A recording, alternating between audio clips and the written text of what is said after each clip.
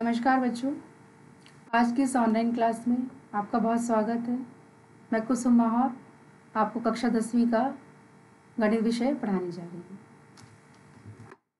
अब हम देखेंगे एक नया अध्याय 3, दो चर वाले रैखिक युग्म समीकरण। इसका हम जो है पार्ट 1 इसको हम पढ़ाएंगे।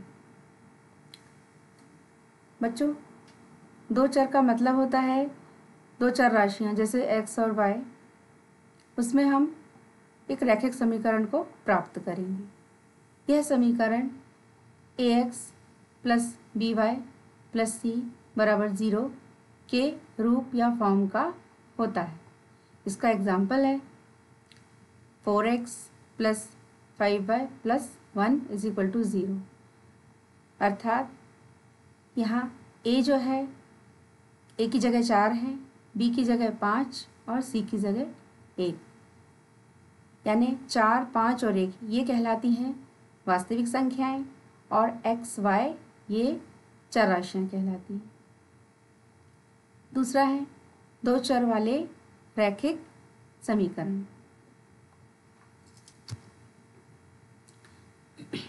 यहाँ दो चर लिए गए हैं x और y। इसमें हम रैखिक समीकरण युग्म का व्यापक रूप देखेंगे। तो समीकरण नंबर 1 है a1x plus b1y plus c1 is equal to 0। यहाँ पे चर राशि x और y ली गई हैं और a, b, c जो हैं ये वास्तविक संख्याएं ली गई हैं। दूसरा समीकरण है a2x plus b2y plus c2 is equal to 0। इसमें भी पुनः x और y होती हैं चर राशियाँ और a2, b2 और c2 ये वास्तविक संख्याएं कहलाती हैं या इन्हें अंक भी कहते हैं। बच्चे इसके एग्जाम्पल्स हैं। पहला है इसमें 2x plus 3y plus 4 is equal to 0। आप देख रहे होंगे यहाँ a के स्थान पे b 2 है और b के स्थान पे 3 और c के स्थान पे 4 है। इसी प्रकार a1 का मान 7 है, b1 का मान ऋण 5 है और c1 का मान 6 है। नेक्स्ट टॉपिक है दो चरों में रैखिक समीकरण को हल करने की विधियाँ। तो दो चरों में जो है रैखिक समीकरण को हल करने की दो विधि हैं। पहली विधि होती है आलेखीय विधि यानी ग्राफिकल मेथड। दूसरी विधि होती है बीजगणितीय विधि यानी अलजेब्रिक मेथड।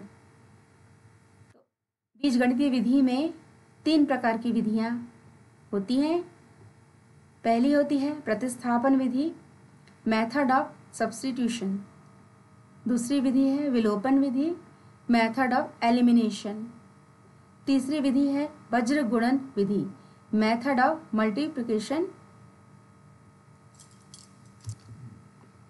आइए प्रतिस्थापन विधि के वर्किंग रूल को पहले समझें, इसके बाद प्रतिस्थापन विधि के हम सवालों को हल करेंगे।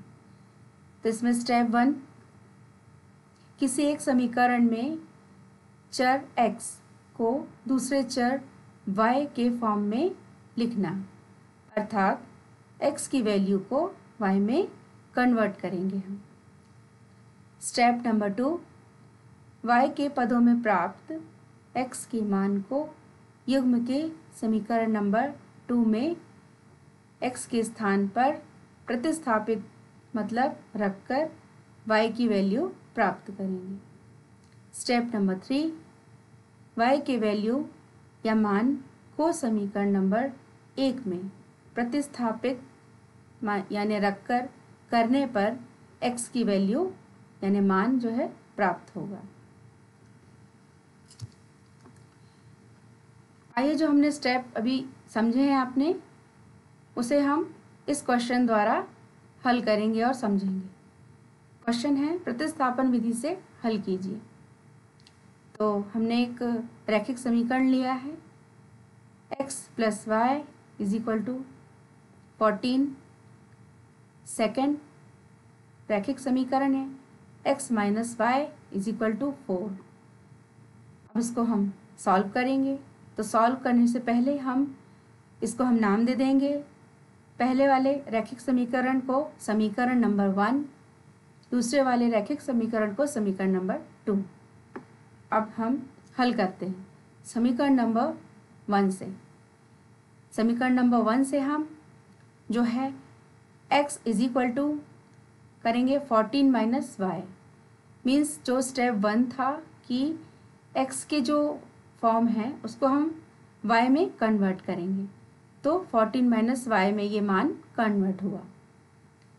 Second, x is equal to 14 minus y समीकरण नंबर 2 में रखा। बच्चों समीकरण नंबर 2 ये वाला है, तो इसको हम पहले लिखेंगे यहाँ x minus y is equal to 4। अब हम यहाँ जो x की वैल्यू निकाली थी इस वैल्यू को हम यहाँ पे रखेंगे, तो 14 minus y is equal to 4 होगा। अब यहाँ 14 माइनस वाई और माइनस वाई माइनस 2y होता है, तो is equal to 4। Then minus 2y is equal to 4 minus 14 हम ट्रांसफ़र करेंगे। Minus 2y is equal to 14 minus 4 that is minus 10। Then y is equal to minus 10 by minus 2 करेंगे। Solve करेंगे, इसको cancel करेंगे तो 5/1 दैट इज़ 1 होगा। तो y की वैल्यू हमें 5 प्राप्त हुई। Next, put y is equal to 5 in equation number 1, यानी हम समीकरण नंबर 1 में y की वैल्यू 5 रखेंगे। तो इक्वेशन नंबर 1 है हमारा x plus y is equal to 14। तो next step x plus y के स्थान पे हमने यहाँ 5 रखा है, तो x प्लस 5 हुआ इज इक्वल टू 14 का 14 हुआ। Then next step x is equal to 14 minus 5, ये संख्या जो है यहाँ पे यहाँ ट्रांसफ़र हो जाएगी। Then x is equal to 14 minus 5 9 होता है, तो x इज इक्वल टू 9। तो x की वैल्यू 9 हुई और जो हमने y की वैल्यू निकाली थी वो पहले 5 थी। तो आंसर हुआ x is equal to 9 and y is equal to 5। अतः रैखिक समीकरण युग्म का हल x is equal to 9 and y is equal to 5 होगी। बच्चों होमवर्क है, प्रतिस्थापन विधि से हल कीजिए। ये 2 क्वेश्चन दिए गए हैं, इम्पॉर्टेंट हैं, आप इसको हल करें, इसकी प्रैक्टिस करें। अब सेकंड आता है, दूसरी विधि आती है अलजेब्रिक मेथड में विलोपन विधि।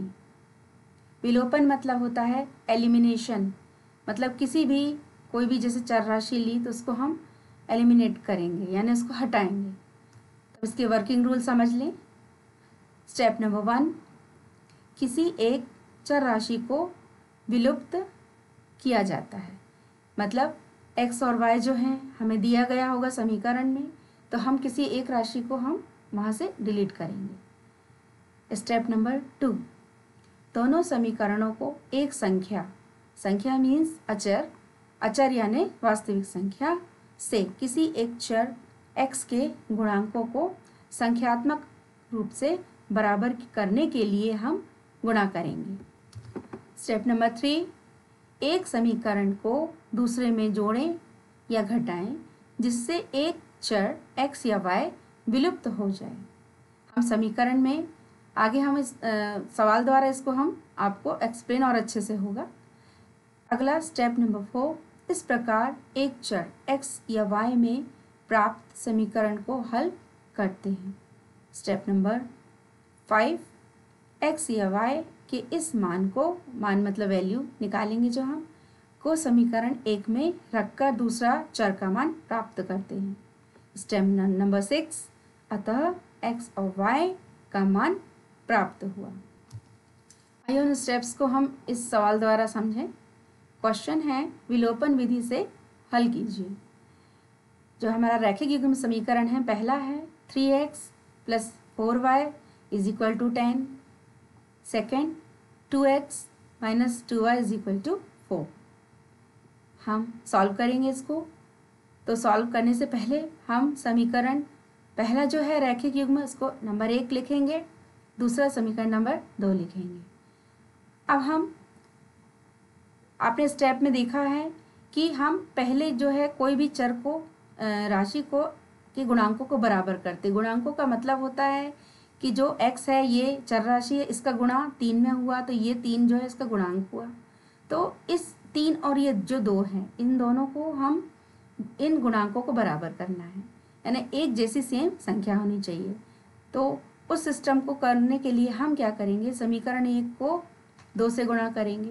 जब हम इसको 2 से गुणा करेंगे तो ये 6 होगा, और जब हम 3 से गुणा करेंगे तो ये भी 6 होगा। तो एक समीकरण 1 को 2 से पूरे समीकरण में हम गुणा करेंगे। करते हैं। 2 से गुणा करने पर आएगा 6x धन 8y बराबर 20, और समीकरण 2 में हम 3 का पूरे समीकरण में करेंगे तो आएगा 6x ऋण 6y बराबर है 6। इसको हम हल करेंगे आगे। तो यहाँ घटाएंगे, यहाँ जोड़ेंगे और यहाँ घटाएंगे हम। अब यहाँ 6 और 6 जो है 6x दोनों घटाएंगे तो 0 होगा। 8 और y और 6y ये चिन्ह यहाँ बदल चुका है, ऋण 6 के स्थान पर धन 6 हो गया है। तो 8 और 6 14y बराबर 20 ऋण 6 यानी 14 होगा। अगला स्टेप 14y बराबर है 14 के, y बराबर हो जाएगा 14/14, ये दोनों कैंसिल करेंगे तो 1 होगा, यानी y का जो मान है वो 1 प्राप्त होगा। यानी हमने एक चर राशि का मान x को विलुप्त करके y की वैल्यू प्राप्त की। हम y की वैल्यू को इक्वेशन नंबर 1 में रखेंगे। तो put y is equal to 1 in equation number 1। तो इक्वेशन नंबर 1 है हमारा 3x धन 4y बराबर 10। तो y के स्थान पे हमें 1 पुट करना है, तो 3x धन 4 इंटू 1 बराबर 10 होगा। 3x धन 4 बराबर 10 ऋण 4। 3x इज इक्वल टू होगा 10 में से 4 घटाएंगे तो 6 होगा। Then x is equal to 6/3। हल करेंगे 2/1 होगा इज इक्वल टू 2 होगा। x की वैल्यू 2 होगी। अतः x बराबर 2 और y बराबर 1, ये इस जो है विलोपन विधि वाले समीकरण के हल हैं। ओके, इसे नोट करें और इसकी प्रैक्टिस करें। आज आपको जो सवालों में जो समझाया गया, अगर कोई प्रॉब्लम है तो आप हमसे व्हाट्सएप के माध्यम से पूछ सकते हैं। बट बेटा मैं एक बात कहना चाहूँगी कि जो आप सवाल हल करते हैं उसे बिल्कुल सरल तरीके से आप उसे हल करें और प्रैक्टिस करें। अगर एक सवाल आपको समझाया गया है तो आप उसकी 5 टाइम्स प्रैक्टिस करें, तभी वो आपको बनेगा। ये जो है विषय रटने का नहीं है, आपको इसमें लिखना ही होगा।